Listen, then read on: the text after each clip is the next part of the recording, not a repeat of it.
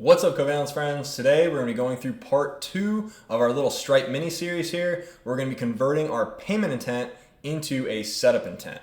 Let's get it going. All right, so we're going to pick up right where we left off in part 1 where we were doing payment intents, and we're going to be converting that payment intent into a setup intent structure. So let's first actually adjust our view, like our index.html, and we're just going to kind of add some things. We're going to kind of make it a little bit different, where we're going to actually put in a customer name, kind of like you're creating a customer account, and then we're going to actually create a Stripe account with that information. So let's add a form. Let's go ahead and remove the action. We're going to kind of handle everything with JavaScript. And then we're going to put an input. We can say placeholder is just first name. We're going to do first name, last name, and email address. Pretty standard info. So let's do ID first name. We're going to just grab everything. Vanilla JavaScript. Let's do 3. So first name, last name, and email. All right. So that should handle that. And then we just need a little submit button. We're not gonna be doing too much styling here. We're not really trying to make this super pretty, but we're going to make it functional. We're gonna make it work. All right, and then we're going to hide the payment element. So we're gonna actually have them submit their info and then show the payment element. The payment element is actually going to be more of like a save payment, not a pay now button, right? So you're not actually paying for anything. You're basically saving your info, and you're going to be able to use that payment method later on. So we're actually going to set it as the default payment method for this customer.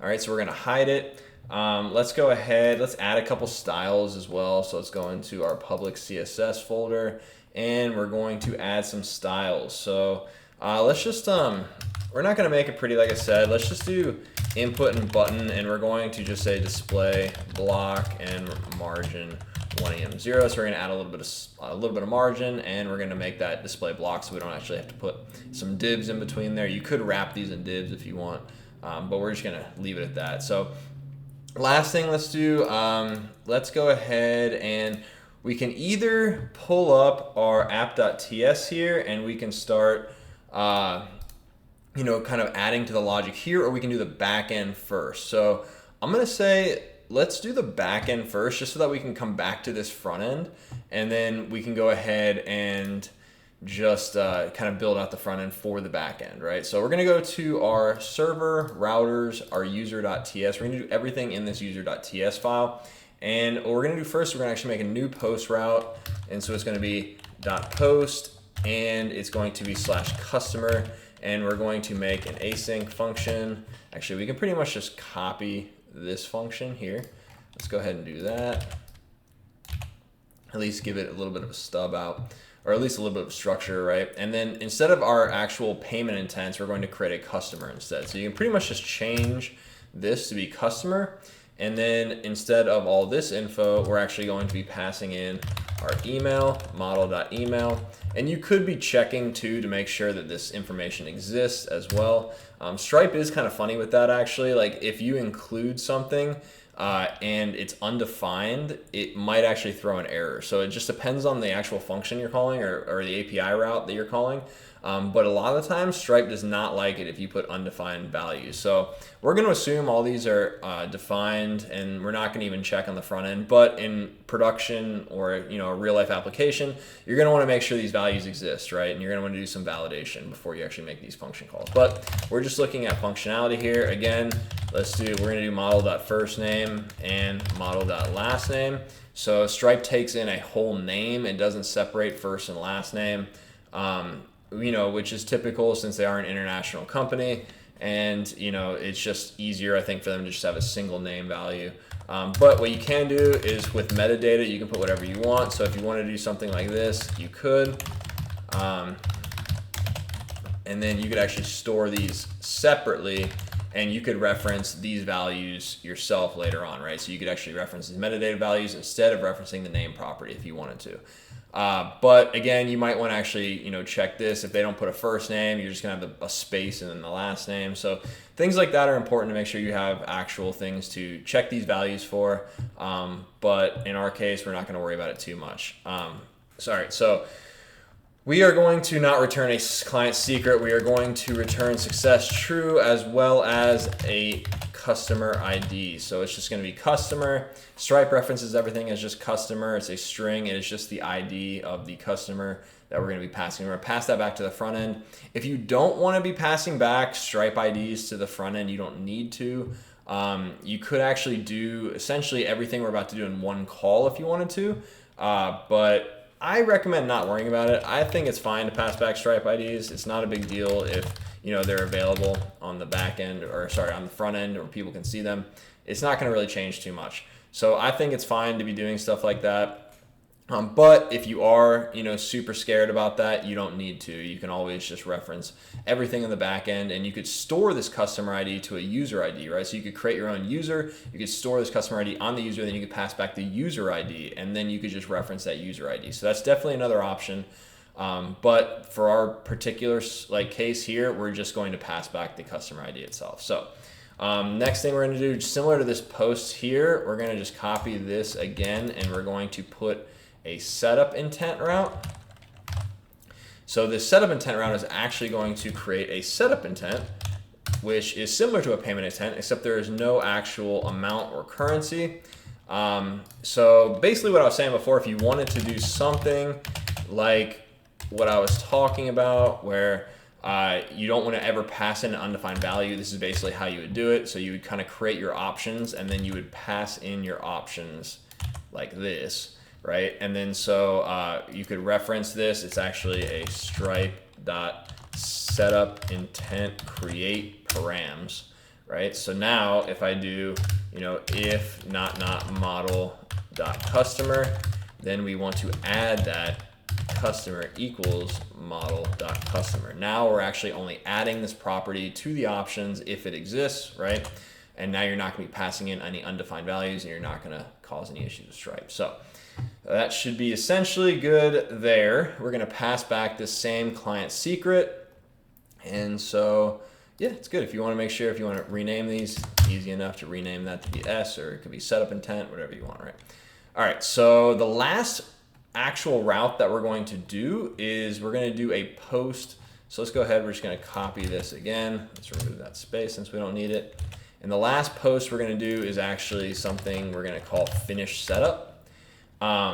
And what this is going to do is it's basically going to actually attach the payment method if needed, right? Or actually, if we're passing up customer, we don't need to do that. But if we need to, we can attach the payment method. Otherwise, we're actually going to set the default payment method of this user. So that's a step that a lot of people miss. The old Stripe had something called sources. And sources worked a little bit different than payment methods, where a source you would attach to a customer, and your source would be your default payment method, right?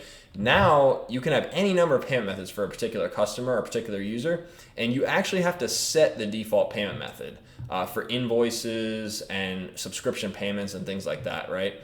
And so that's actually what we're going to do here. So we're going to go ahead. We don't need this. We just need the model there.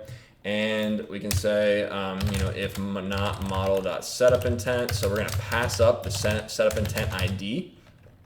We can throw a new error, and it's going to just say setup intent not found. Otherwise, we are going to say si equals await, and it's going to be stripe.setupintents.retrieve, and it's going to be model.setupintent. All right, and that's going to be passing in the ID. And then we can check now, if, not si.payment method, then we're going to throw a new error as well. And that's going to be, just payment method not found. Otherwise, we are going to potentially attach. If you want to, you could do something called an attach, which would be await stripe.payment methods attach, and we're going to actually pass in si.payment method, right? And it would be as a string, so we could cast this to be a string. And then in here, it would be a customer ID that we would need to pass in. And this is where you'd actually do something like user. Wow, it does not want to let me type user. Let's do user.stripe ID here. All right, and so you would do something like this if you weren't going to pass up your customer. So again, If you were going to do something more along the lines of actually saving a user, passing back a user ID, then you could, in here, in the finished setup, you could actually grab that user, right, passing up the user ID, and then passing in that user's Stripe ID, which was saved earlier when you created the customer, right? And that's if you don't want to be passing back Stripe IDs to your front end. Now, again, there isn't really a big security concern there, unless you're worried about, something like Stripe getting hacked, or you're worried about somebody trying to grab information, or I guess you could get hacked, right? Your secret could get hacked, and then they could retrieve customer information from your database, right? So again, if you're looking to be super extra secure, then you definitely don't want to be passing back any Stripe IDs, to your front end. But if you're not too worried about it, like 99.9% of applications shouldn't be, don't worry too much about this. But basically what this attach is going to do is going to attach the payment method to the customer. And that would be if you didn't have this here, right? So if you're going to call setup intent without passing in a customer, it's going to create a payment method, but it's not going to be attached to any user. So you're going to actually have to attach this later on. In our case, we are going to actually pass up the customer here. And so we're not going to worry about this step. We're instead just going to move on to the next part, which is going to be stripe.customers.update, where we are going to pass in the si.customer, which exists because we passed in the customer here, right? So again, this step alone will solve two problems for us, right? So essentially what you could do, I guess, you could say, if not si.customer, right, then we want to call this function, right? Because we want to actually make sure that we are able to, get this Stripe ID. So this would be realistically what you would do, but we're not saving the Stripe ID right now, so we don't actually have this user or the Stripe ID. So don't worry about that too much right now. But that's exactly what you would do. You'd actually save a user to your database. You'd save that Stripe ID. And then here you can check if not si.customer, meaning that the actual setup intent does not have a customer attached to it. You want to attach that payment method. And then what you're going to do is you would actually call this invoice settings option here, where you would set default payment method equal to that payment method. So it'd be si.payment method. And again, this here would be different if not si.customer, right? That would actually be your user.stripe ID. So again, if this was, like this, you would actually have to have an else as well. And again, inside this else would be this function here, right? And then this would be inside of here using the user.stripe ID, or you could just grab your, Stripe ID itself and then pass in a new variable. But again, we are not going to worry about that. We are going to worry about this case right here, where we're actually setting the payment method for this customer, and it is going to be the default payment method, and we are going to just pass back success true. Otherwise, we are going to call success false. All right. And up here, we can actually make sure that we pass back false for success as well. So, we could say success true here too, just to keep things consistent, right? I don't think we do this for the payment intent. We probably should, just to keep everything looking good. And then we can say success false. Again, that was just a little extra step, making things better from last time. But yeah, this should be good. We have basically all of our successes in there. Again, you don't need to do this. You could just rely on the actual 200 if you wanted to. So you could rely on the status to figure out your success. That's up to you. Either way, it's fine. I'm just doing this for, for like blatantly obvious use case here, right? Or at least a blatantly obvious way to show this. All right, so we're passing back everything we need. Now we just need to update our front end, right? So basically we're doing everything that we would need to do to actually save a payment method to our customer to be able to then bill that customer later on for whatever we need, whether it's a subscription or a single product or a particular invoice, right?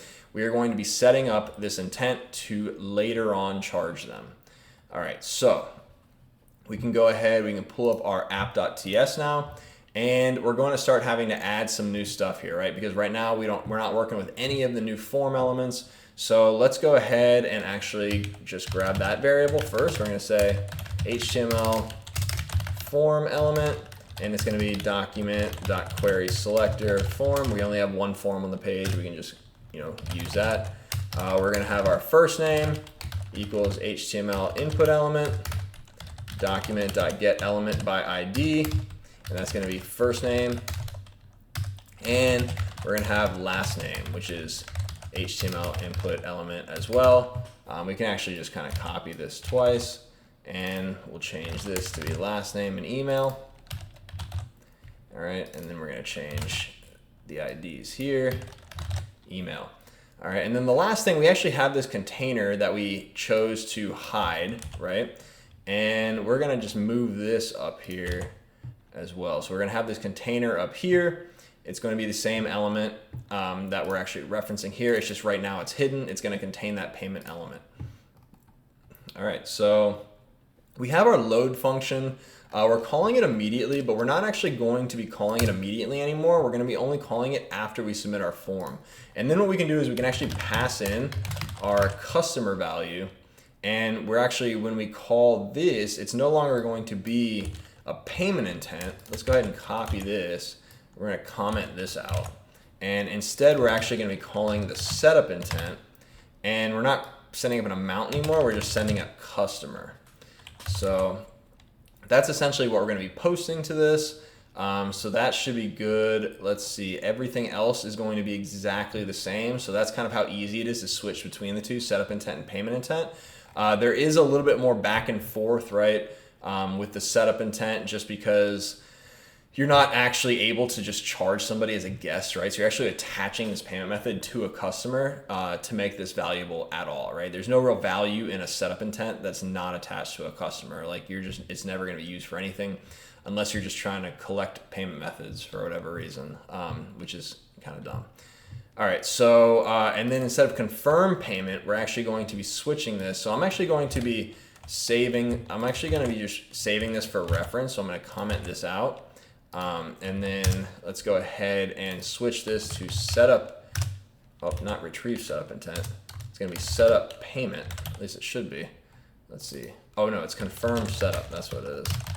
There it is. Confirm setup. And essentially all the exact same variables, right? Or all the same arguments that are being passed in. So no big change there, except now instead of a payment intent.id, you're actually going to have a setup intent ID. But we're not going to actually worry about this, but it would be something like this, right? But we're not going to be showcasing, the setup intent ID. It just doesn't make any sense. So let's go ahead. What we're going to do is we're going to, let's go ahead and confirm setup. After we actually confirm the setup, we need to finish the setup, right? So we are going to, right here, we're going to const post say, equals await, and it's going to be a fetch call, and we're going to say API/v1/user/finish setup, and we're going to pass in the method, which is going to be post. The headers, we can actually just copy a lot of this from up here. Let's go ahead and just reuse that, so we don't bore the heck out of you guys. We obviously don't have a customer. What we do have is we have our setup intent ID, right? So we're going to be sresult.setupintent.id, right? That's basically what we're doing here. If you guys want to, you can always do this. You could even make sure that it exists, right? So that should be good. And let's see. Yeah, we're going to change this back just so you guys have it from reference from the last time. Right, this was the payment intent, and again, we can make sure that, again, these are actually defined as well. All right, so this will actually finish our setup. We're going to say const resp equals, await post.json, and then if resp.success, that's when we're going to actually show success, right? Because now we know that it was successful. Otherwise, we can alert, something like error, and then we could say resp.error if one exists. So we could go in and we could add that if we wanted to. We could come in here and we could say, error is e.message, something along those lines. Let's see if that does not like that. We could say error e.message, right? All right, so that would be for customer, and then we could actually put this on the other methods as well, right? So we could just showcase this. So that'll be for setup intent, and then for finish setup, finally, the exact same thing. We could even add it to payment intent, why not? All right, so we have our error now that's being passed back. So we're going to just alert error, and then we're gonna actually alert that message. And then, let's see, the only thing that we're not doing right now is we're not handling the form submission, right? So what we could do is we could add that form.addEventListener, and that's gonna be submit, and that's going to be an async function. And we need to actually get the argument that's passed in because we're going to prevent default so that it does not reload the page, which is super annoying, but something that pretty much every developer learns about form submissions very early on. We're gonna also call a post for this, so we can just copy that exact same post method, copy it down here, except we're not going to be passing in that, and we're gonna be calling the customer route instead. And in here, we're gonna be actually passing out first name, last name, and email, right? So we can say first name dot value, last name dot value, and email is email dot value. All right, so we're just passing up those text values. Now, notice that I'm using all lowercase primarily because in my argument here, I use all lowercase, right? So again, just make sure you're careful about the cases, whether you're using camel case, snake case, whatever you're using, make sure that you actually keep consistency and the values are correct, right? Otherwise, you're gonna be banging your head against a wall for a while trying to figure out why your values you're passed up are not being saved in your database or something like that. All right, so then we can just do the exact same thing as before, where we basically grab the JSON response. Otherwise, we alert the exact same thing, right? We're handling errors all the same way. All right, so we have our error. And if success, what we want to do is we actually want to hide the form. So we'll do form.classlist.addHide. We're going to show the container. So container.classlist.remove hide. And then we're going to load the actual customer value. So we're going to load that setup intent. So basically, if we look at this from a kind of order of activities thing or order of operations, this is going to be called first, right? Because we're going to submit the information. It is going to create the customer. It's going to pass the customer ID into the load function, which is up here. The load function takes that customer ID and it fetches a setup intent, right? And then it loads the elements based off of that setup intent client secret, and it mounts the payment element. Now, once that setup intent is loaded, now the payment element is going to handle pretty much everything from there, where it'll accept all the details of the payment method. It'll send that payment method to Stripe, which uses the setup intent to save that payment method. It then passes back the setup intent ID to you, which we're going to pass back up to our server. And that's going to be this finished setup here. And then that's where we're going to actually retrieve that setup intent and make the default payment method for our customer, right? That exact same payment method, whatever's input. And so basically, you can actually see that if you wanted to, you could actually do this post call here, and this setup intent call could all be done in one kind of go, right? You could have it one method that essentially creates your customer. It creates the setup intent using that customer ID, and then it passes back your client secret here, right? So that's definitely an option. The only issue I see with that is that I just prefer having more routes than less. It's more flexible. You could have a whole separate third route that does everything, all in one go. But it's really up to you. Either way, it's fine. This adds a little bit more flexibility. And for the most part, you may want that customer ID, for doing other operations on the front end. Now, if you don't want the customer ID ever on the front end, it would probably be smarter to do it all in one go. So up to you. This is kind of the longer route. So I wanted to go through essentially this route just so you understand how it works, how it's happening. But if you want to kind of like make things a little bit quicker, it could all be done in one route. and it'll definitely save a little bit of back and forth from the client to the server, which is nice. All right, so I think we're good to go ahead and actually run this thing. So let's pull up our terminal, and we're going to npm run dev. It's going to compile for us. Hopefully everything was done correctly. All right, we're listening on port 3000. Let's go ahead and run that. All right, I'm going to open up our dev tools as well, just in case something happens. But we can say first name. Let's say any tennis fans out there. Let's do Pete Sampras. I hope that's how you spell his name. I'm going to feel real stupid if it's not. But yeah, we'll do Pete Sampras. We'll say pete@sampras.com, and we're going to go ahead and submit. All right, so it loads our payment element, which is nice. Everything looks good so far. We're going to go ahead and use the 424242 Visa. We're going to say it expires and we're going to do all fours. How about that? And when we save now, what should happen is it's going to call that finish setup. It said payment success. It's actually not a payment.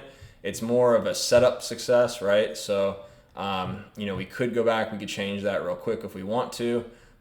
We'll just do that. Why not? So we'll go into index and we'll say, instead of payment success, we'll say setup success, right? So again, that would show here. But what we can do is we can go into Stripe now. We go to customers, and we can see that we now have this customer, Pete Sampras, right? And we actually have that default payment method attached to him, which is really nice. Now, the default payment method for this guest is the same, if you remember back on our payment method, because we actually made a payment with that. Now, if you just do a setup intent, it is not going to actually set that default payment method, which is interesting, right? So again, if you want me to just kind of prove that to you, if we kind of just remove the finish setup here, so we're going to go back to our finish setup, and we're going to temporarily comment out this setting of the default payment method, right? So we're going to run the exact same thing this time, except we are going to use, we'll do Andre Agassi. Again, hope that's spelled correctly. Andre@agassi.com, and we're going to submit. All right, let's go ahead. One of these days I'll memorize a different Stripe credit card, but we're going to use the exact same card, and we're going to say save, setup success, great. Let's reload this page. We'll go to products and come back. See, now we have Andre Agassi, but we do not have a default payment method, which is good to know. So again, we can jump into this. We can see that it has a payment method attached to the customer, but no default payment method. So if you actually try and bill this person, Andre Agassi, if you try and bill Andre Agassi, it will not work unless you specify the payment method. Whereas if you try and bill Pete Sampras, it will work because he has that set as his default payment method. And that's only if you don't specify the payment method. So if you want, some people might not want a default payment method on the users because they may want to actually specify the default payment method every time, which is something good to know, and it's something that some people will choose to do. Now, again, you can check out our metadata. We had the first name, last name, saving correctly. So everything looks good in Stripe. If we go back to Pete Sampras now, we can kind of look at his stuff. And again, these related guest payments are only in here because it recognized that it was the same card. So don't worry about that too much. If we change the expiration date, these actually wouldn't show up because it's just literally seeing this as the exact same card. So again, everything first name, last name looks good. The only difference between these two customers is that he actually has a default payment method, which can only really be seen here. And this only applies if you want to start charging people, an invoice or subscription without specifying the payment method. All right, so I hope you guys enjoyed that. I tried to keep it as painless as possible. I know the setup intents are a little bit, stranger than the payment intents, but again, has a completely different use case. And, I think you guys are definitely able to handle it, right? And so if you guys have any additional questions about setup intents, payment intents, or really anything Stripe, feel free to drop them in the comments below. Happy to make additional content related to Stripe or really anything else. So if you guys have any ideas or anything you've been wondering about, again, drop them in the comments below. If you guys haven't subscribed, make sure you hit that subscribe button because we're always releasing new content on various different topics. If you guys have not checked out our community membership, go to our website, covalence.io. That's covalence.io. Actually, just click the link in the description. Don't worry about spelling. And check out our merch store as well. That's going to be also in the description below. So again, until next time, get out of here.